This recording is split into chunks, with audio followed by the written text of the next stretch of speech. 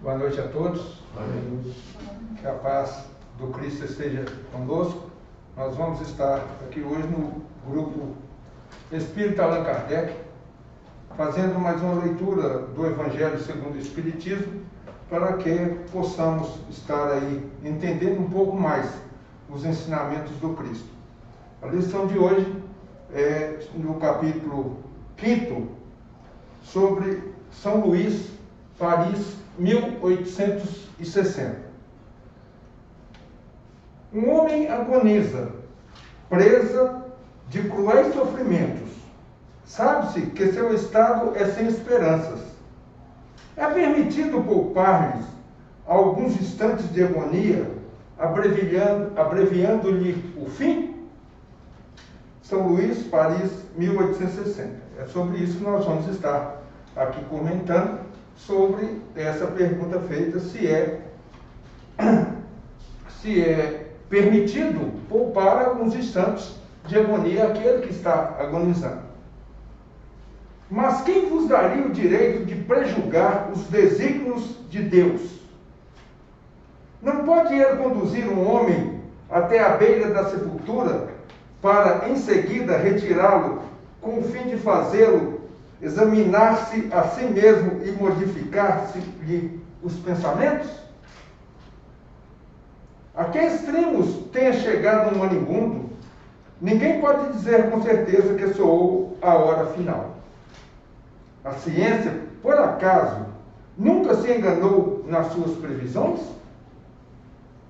Bem sei que há casos que se podem considerar, com razão, como desesperados. Mas, se não há nenhuma esperança possível de um retorno definitivo à vida e à saúde, não há também inúmeros exemplos de que, no momento do último suspiro, o doente se reanima e recobra suas faculdades por alguns instantes? Essas reflexões, essas perguntas que são feitas, com resposta à pergunta inicial, elas nos trazem uma reflexão de vários casos que nós, no nosso cotidiano, nós temos presenciado, temos ouvido, temos lido, temos visto aí nas mídias de telecomunicações. Quantos enfermos aí se encontram aí agonizantes e se fala comumente que esse de hoje não passa, esse de amanhã também não passa. E às vezes, e muitas das vezes, esse indivíduo, ele recupera a sua saúde e ainda sobrevive mais algum tempo. Então, as indagações que são feitas aqui é para que façamos uma reflexão sobre o nosso poder e o poder de Deus. Quem somos nós para estarmos aí determinando a hora final de alguém? Deus, nós sabemos perfeitamente que Deus permite, estamos aqui porque Deus está permitindo. Então nós vamos estar saindo desse mundo corporal a hora que Deus permitir também. Então não sejamos nós os causadores do nosso desencarne, do desencarne daqueles que nós achamos por bem estarmos aí limitando o seu período de atividade no mundo terrestre.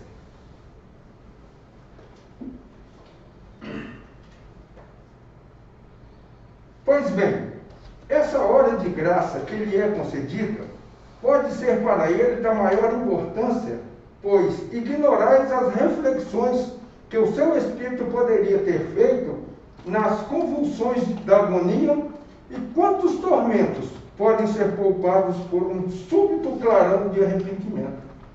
São nessas horas, às vezes, de agonia, é que o espírito tem a lucidez da sua reflexão. E quantas dessas reflexões não levam o espírito a um arrependimento que pode causar a ele um ganho, de certa maneira, nessa reencarnação. Ao passo que, se tirarmos a vida dele, desligando um aparelho, por exemplo, nós poderemos estar aí fazendo com que ele perca toda a oportunidade daquela reencarnação.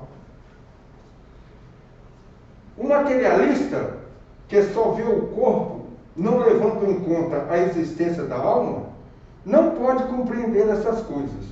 Mas o espírita, que sabe o que se passa além do túmulo, conhece o valor do último pensamento. Avaliai os últimos sofrimentos o mais que puderdes, mas guardai-vos de abreviar a vida, mesmo que seja em apenas um minuto, porque esse minuto pode poupar muitas lágrimas no futuro. É exatamente sobre isso que estávamos falando, né? Às vezes, um minuto sequer, alguns segundos, é o suficiente para que aquele indivíduo faça a sua reflexão, né? E tenha o arrependimento e possa estar aí, né? Minimizando, né, o seu sofrimento para reencarnações futuras. Item 29. Aquele que está desgostoso da vida, mas não querendo abreviá-la, será culpado indo procurar a morte num campo de batalha com o pensamento de torná-la útil?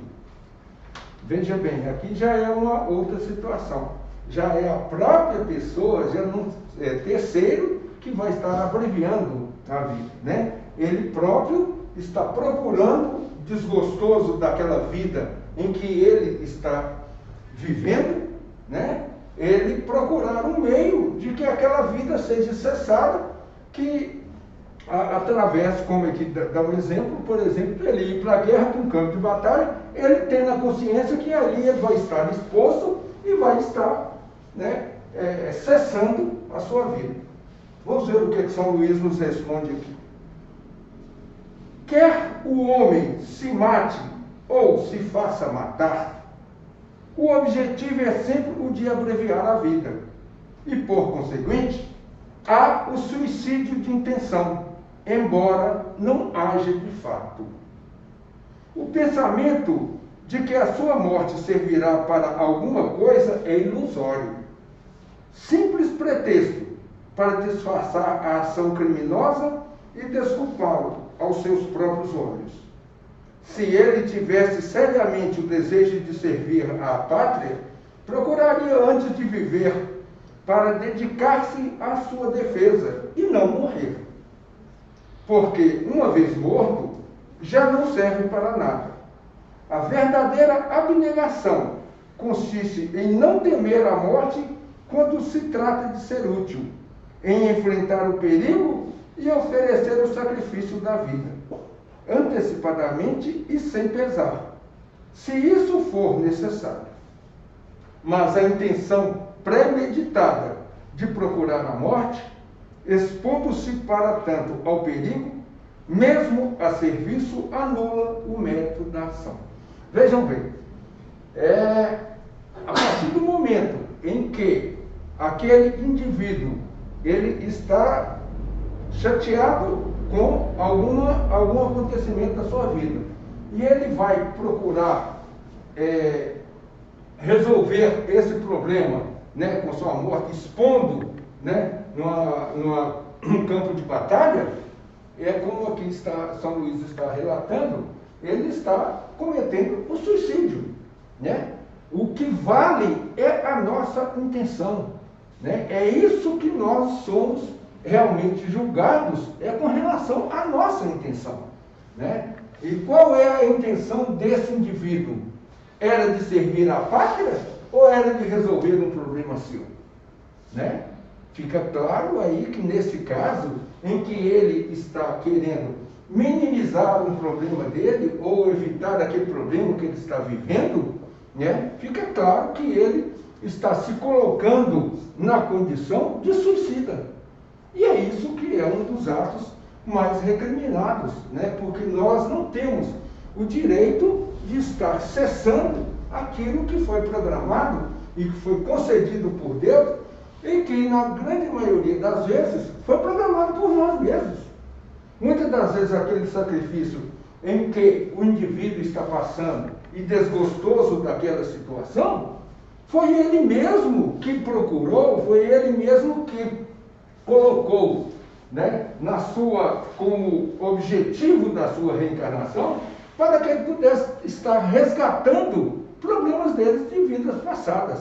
E quando chega aquele problema que ele tem a oportunidade de estar resgatando, de dar um passo à sua evolução, ele retrocede com aquela mesma intenção que ele teve quando, na preparação da sua reencarnação, de que aquele entrave, aquele desgosto, seria um meio de resgate, seria um meio de evolução dele. Então, nós vimos aí que é exatamente um contrassenso muito grande, porque ele, ao invés de dar um passo à frente, ele vai retroceder quantos e quantos anos e anos, centenas de anos, não estará perdido nessa situação. Né? Na questão 30, existe a seguinte indagação. Um homem se expôs a um perigo iminente para salvar a vida de um semelhante, sabendo que ele mesmo sucumbirá. Isso pode ser considerado como suicídio? Vamos entender a pergunta, né? Eu estou vendo que vai acontecer algo de ruim, né, para um determinado indivíduo. E para que não aconteça aquele indivíduo, eu me anteponho àquela circunstância para que eu seja atingido e aquela pessoa não. E aqui está perguntando, isso pode ser considerado um suicídio? Vamos ver o que São Luís tem a nos dizer. Não havendo a intenção de procurar a morte, não há suicídio, mas devotamento e abnegação, mesmo com a certeza de perecer. Mas quem pode ter essa certeza? Quem diz que a providência não reservará um meio inesperado de salvação no momento mais crítico? Não pode ela salvar até mesmo aquele que estiver na boca de um canhão? Pode ela, muitas das vezes, querer levar a prova de resignação até o último limite. E então, uma circunstância inesperada desvia o golpe fatal. Veja bem, depende muito, né? Voltamos aqui àquela situação da intenção, né? Havendo a intenção de procurar, não havendo a intenção de procurar a morte, se ele está fazendo aquilo, mas que não está ciente que pode ocorrer a morte dele naquela situação, não há suicídio. Mas, pelo contrário, né? Existe o devotamento e a abnegação dentro daquela circunstância, né? Mas, aqui vai uma outra pergunta. Quem pode garantir isso? Né? Quantas vezes voltamos àquilo que nós já vivenciamos, já ouvimos também? Quantas vezes um determinado indivíduo vai assassinar o outro e na hora H a arma falha? Né? Quem pode dizer que se naquele momento em que um ia tirar a vida do outro e eu passei na frente para evitar a morte do outro, quem me diz, quem tem a certeza que aquela arma ia realmente disparar naquele momento?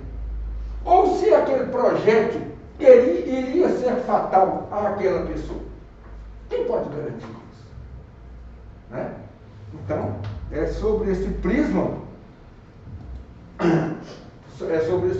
que São Luís vem aqui nos chamar a atenção, né? Nos dar essas duas conotações, né? Da tentativa da intenção do suicídio, se ele não tem intenção de realmente morrer para ser levado como suicídio, ou se é realmente uma abnegação, se ele não sabia que ia acontecer, né? O desfecho da fatalidade, né? Da morte, melhor dizendo, né? Que ele, então, aí não, no caso, não é considerado suicídio. muitas das vezes, uma abnegação àquela atitude que ele está ali cometendo. No item 31, ele vem nos questionar o seguinte: os que aceitam com resignação os seus sofrimentos, por submissão à vontade de Deus e com vistas à felicidade futura, não trabalham apenas para eles mesmos e podem tornar os seus sofrimentos proveitosos para outros? Então são aqueles que estão diante, bem diferente daquela primeira pergunta que fizemos, é aquele que está desgostoso com a vida, está sofrendo muito e resolve tirar a vida. Esse questionamento já é diferenciado, é aqueles que aceitam com resignação aquele sofrimento, ele está sofrendo. Então aquele que está sofrendo, ele vai aceitar aquilo com resignação. Então ele vai, através do seu trabalho, como estávamos falando, materialmente, pelo seu exemplo, ele vai estar melhorando, às vezes, a condição do outro, E, no caso de moralmente, é o seu exemplo que ele vai estar dando para ser seguido através de outras pessoas. É aquele, como demos o exemplo de uma pessoa, às vezes, deficiente, que tem limitações para o trabalho e, de repente, trabalha muito mais do que aqueles que estão em plenas condições de trabalho. Essa é a lição que nós tínhamos para hoje. Que Jesus nos abençoe e nos dê um entendimento e que possamos refletir sobre aquilo que foi estudado aqui nessa noite. Fiquem em paz.